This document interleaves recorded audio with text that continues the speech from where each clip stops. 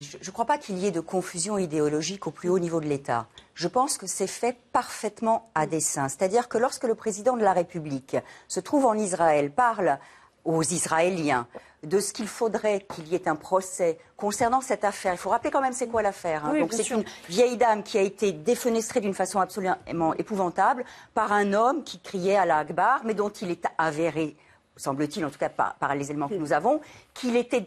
Pas en possession de ses moyens. Voilà, qu'il était dément à ce moment-là. Et donc, la Cour d'appel de Paris a rendu une décision au terme de laquelle elle a dit on ne peut pas le juger. Et c'est dans ce contexte que le président intervient. Donc il intervient à la fois pour donner des gages... Parce que ça a suscité une réaction de la communauté juive aussi. Il intervient pour donner des gages à, entre guillemets, une communauté, mais en même temps, il faut quand même rappeler que le président représente, institutionnellement, est le garant des institutions, et que donc il ne peut pas à la fois être le garant des institutions, c'est-à-dire notamment de la possibilité pour l'institution judiciaire, qui est une fonction extrêmement importante dans notre état de droit, d'interférer. S'il veut interférer à ce moment-là, il ne le fait pas en utilisant sa parole publique, c'est-à-dire qu'à ce moment-là, il demande à sa garde des Sceaux de déposer une proposition de loi qui va venir modifier les règles du droit qui seront appliquées par les juges. Mais il ne fait pas en plein, alors que le procès n'est pas terminé, puisque la Cour de cassation n'est pas saisie.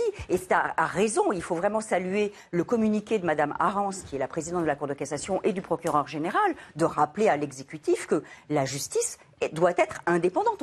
C'est incroyable de le faire, mais il le fait pour des raisons politiques.